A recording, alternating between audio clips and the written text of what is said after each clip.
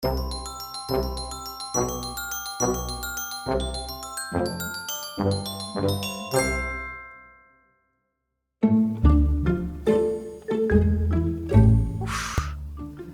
এই ভিজে বেড়ালের মতো মুখটা দেখলেই না আমার গা পিত্তি চলে যায়।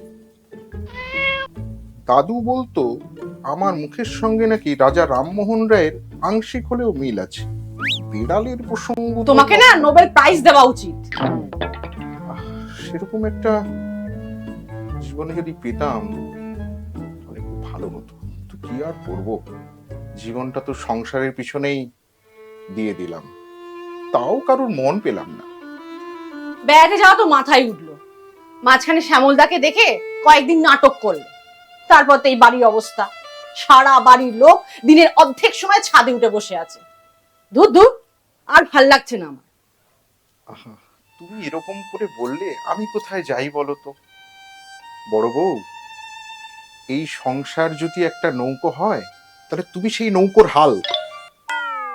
বাবা, বড় বউ, নৌকা, আবার হাল। নিশ্চয় তোমার আবার কোনো মতলব আছে না? আবার কি খেল দেখাবে তুমি? বড় বউ, কতদিন হয়ে গেল, তো তুমি এখনো কত সুন্দর। দেখো, আমি কিন্তু তোমার কোনো বাজে মতলবে কিন্তু নেই, পরিষ্কার হয় বলে দিলাম কিন্তু। আচ্ছা, ফুলসজ্জার কথা তোমার মনে আছে? রাত্রিরে খাবার পর মনে করে হজমের ওষুধটা খেও, অন্তত 15 দিন তো খেতেই হবে। চত্ব সব। শূন্য এই বুকে পাখি মো। যাক,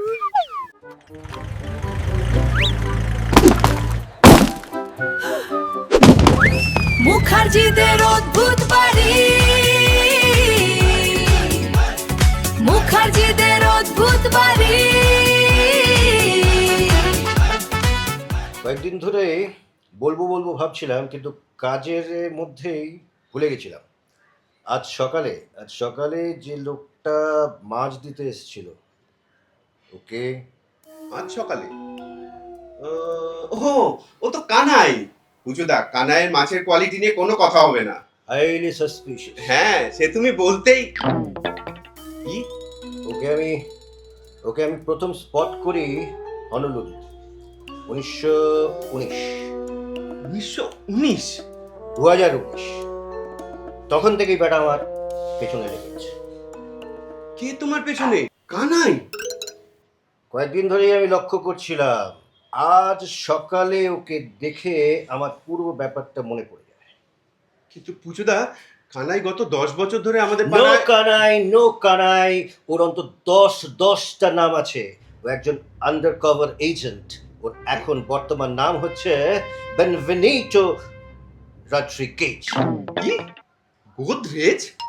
আহ, তোরা না এইসব সিরিয়াস ব্যাপার নিয়ে ফাজলামো করিস না, তোদের মাথায় এসব ঢুকবে না।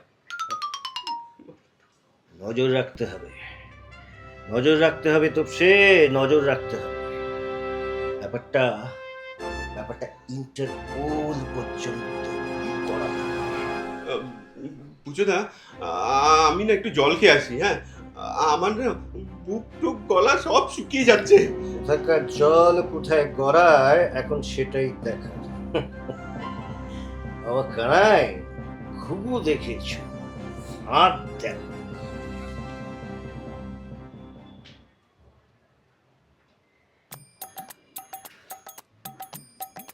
মাথা যে ঠুকবো সেটা অলরেডি ডিসাইডেড, কিন্তু কিন্তু কোন দেয়ালে ঠুকবো সেটা চটপট ডিসাইড করতে হবে। সারা বাড়িতে আগুন, পুরো বাড়ি মরুভূমি, চারিদিকটা পুরো শ্মশান। তার মধ্যে এই একটা লোক জাস্ট একইভাবে ঘুমিয়ে যাচ্ছে। ভাবা যায়, বিশ্বে যত কটা অ্যাওয়ার্ড আছে সব এই লোকটাকে দেওয়া উচিত।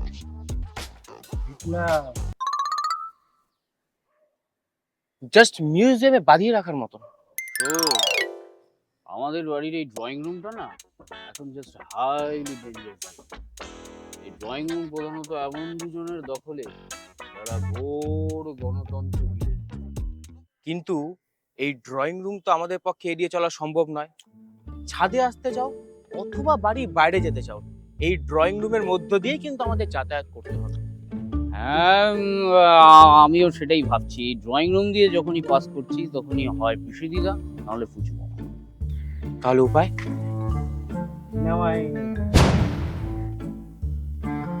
হে ভগবান, নেহাত আমার বয়সটা খুবই কম, জীবন এখন অনেকটাই বাকি। না হলে আমি তোমায় বলতাম তুমি আমায় জাস্ট তুলে নাও। হুম, উপায় যে নেই তা নয়, উপায় একটা আছে, তবে সে বড় কঠিন। রাঙাদা, জীবনে তো সুস্থ স্বাভাবিক কোনো কথা বললিও না, করলিও না। এই বিপদের দিনে অন্তত কিছু একটা কর। আরে শোন, তোরা তো কোনোদিনই আমার প্রতিভাকে পাত্তা টাত্তা দিলি না। তো একটা কথা মনে রাখিস, এই ঐতিহাসিক সংকটের মুহূর্তে কেউ যদি তোদের রক্ষা করতে পারে তাহলে এই এই আমি। এদিকে কি দেখছি? তুই বোধহয় আস্তে আস্তে তোর ফর্মে ফিরছিস, তাই না রাঙাদা? Always remember, the form is temporary, but the class is permanent. এখন একটাই লক্ষ্য, কি করে প্রাণে বাঁচা যায়। But, drawing room seems to be the most unsafe zone right now. আরে সেটা তো আমরা সবাই জানি, কিন্তু কি করব সেটা তো বল। প্রয়োজনে গোপন সুড়ঙ্গ তৈরি করতে হবে। এই ড্রয়িং রুম এড়িয়ে চলার একমাত্র পথ। কি গোপন সুড়ঙ্গ? মানে তোর কি মাথাটা একেবারেই গেছে? हमारी जेल में सुराग। এটা না কলিযুগ না, কলিযুগের ঠাকুরদা, গ্র্যান্ডফাদার, ইংরেজি অনুবাদ।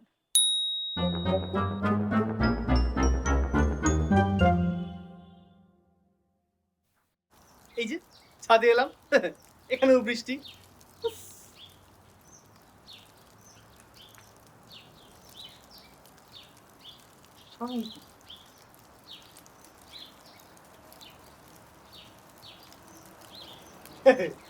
মা, তুমি এই ছাদে? জানতাম। আরে কোথায় বলছি, রাঙাকে কোথাও দেখতে পাচ্ছি না তো, সারাদিন ধরে তো পাত্তাই নেই। আস্তে আস্তে পঞ্চভূতে বিলীন হয়ে যাচ্ছে মা। রাঙাকে আর তুমি দেখলে কি করে বলো? একে তো পাগলের বাড়ি ছিল, তারপরে এই দুজন একেবারে। এবার আলটিমেটলি আমরা সবাই পঞ্চভূতে বিলীন দেখতে পাচ্ছি। এটাই সেফ, বুঝলে মা? আমরা সবাই সবাই জাস্ট উবে গেলাম, ওরা দুজন না হয় থেকে গেল। এই যাকে চল তো আমার সাথে একটু নিচে চলে চল, একটু হিসেব করবো, একটু আমার হেল্প করতে চল। চল নিচে নিচে যাওয়াটা অত্যন্ত বেহিসেবি কাজ হয়ে যাবে মা। দেখো, সকালবেলায় ফুচু মামা বেরিয়ে গেছে মঙ্গল, কিন্তু দ্বিতীয়জন বাড়িতে সারাদিন ড্রয়িং রুমে বসে আছে। আমি গভীর রাতে নাকি নিচে নামছি। কি মুশকিল, চান করা খাওয়া এগুলো কি ছাদে হবে নাকি? এগুলো তো করবি নাকি? চল চল যা, ওসব তুচ্ছ জিনিসের প্রতি আসক্তি আমি ত্যাগ করেছি, জাস্ট একটু কুম্ভক করে কাটি। বুঝছেন, বাচ্চাগুলো কেমন পাগল হয়ে গেলে কি করে হবে বলতো? চল বাবা, চল চল।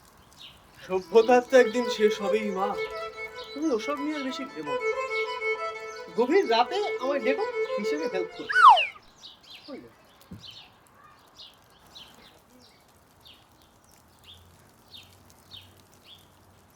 দুর্গা দুর্গা।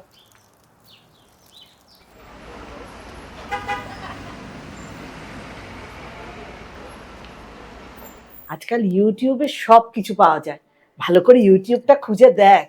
আর ভালো মতো খুঁজলে বাঘের দুধও পাওয়া যায়, এত শুক্তো। আরে শুধু শুক্তো নয়, মাগুর মাছের শুক্তো। ওইটাই তো ক্রিটিক্যাল ব্যাপারটা। ভালো করে খোঁজ, ভালো করে খোঁজ। বর্দি প্লিজ একটা কিছু করো না গো, কিছুটা হেল্প করো প্লিজ। আগে অত ভেঙে পড়ছিস কেন? প্রত্যেক সমাধানেই কোনো না কোনো সমস্যা থাকে। আরে ওই হলো, একটু উল্টে নে না। মানে প্রত্যেক সমস্যার কোনো না কোনো সমাধান থাকে। নে নে নে, লেগে পড়। বর্দি প্লিজ কিছুটা করো না, এই রেসিপি আমি পারবো না। দিদি ভাইয়ের কাছে গেছিলাম, সেও তোমার কাছে পাঠিয়ে দিয়েছে। প্লিজ কিছু একটা করো। এই এটা কি? এটা কিরকম কথা হলো? আমাকে কিরকম বিপদের মধ্যে ফেলা, মানে মানে একদম বাঘের মুখে ফেলে দেওয়া। আরে বাবা, আমি তো বড়দি, কোথায় আমাকে বাঁচিয়ে রাখবি, সেভ করে রাখবি, তা না। বড়দি প্লিজ কিছু একটা করো, কিছু একটা বুদ্ধি দাও। বুদ্ধি বুদ্ধি সব থেকে ভালো হতো যদি পালিয়ে যাওয়া যেত, সে তো আর পারছিস না। সেরকম হলে তিব্বতেই চলে যেতাম, নেহাত শর্টকাটটা যাই না তাই। বুদ্ধি, আইডিয়া, দারুণ বুদ্ধি এসছে মাথায়। তুই এই যাত্রায় বেঁচে গেলি। কি আইডিয়া সেটা তো শুনি। মনে কর তুই রান্না করতে গেলি, কড়াইতে তেল ঢাললি, বাস হয়ে গেল। কি হয়ে গেল? তুই মাথা ঘুরে পড়ে গেলি, হয়ে গেল। সত্যি হয়ে গেল। ফাইল আর লাইভ খুবই কাছাকাছি, FILE আর LIFE। ছুটি নিয়ে কোথায় যাওয়া হয়েছিল শুনি? মামার বাড়ি। তোমাদের বাড়ি থেকে শ্মশানটা অনেক দূর, কবে চলে যেতাম। ওইখানে কেউ রক্ষা পাবে না। ওই ক্লজে কেউ রাজি হয়? এখন খেলা যখন ওই ভোম্বলের সাথে কথা বলছিলেন না, তখন আমি একটু উঁকি মেরে দেখছিলাম। আমার তো বেশ স্মার্ট লাগে।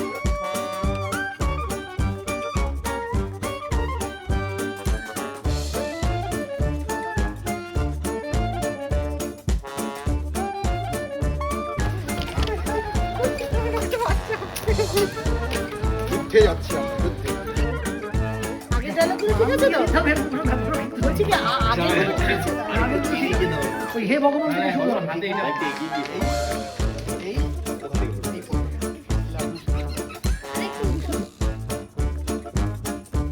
আমার ক্যাবলার মতো তাকিয়ে আছে। আরে তুলতা না করে তো এতদিন কাটলো, এবার একটু সংসারের কাজে মন্ত্রণ দাও।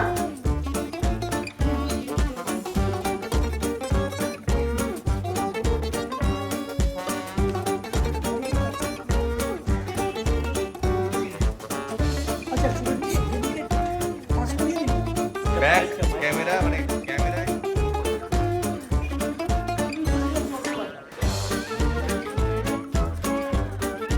মুখার্জিদের অদ্ভুত বাড়ি।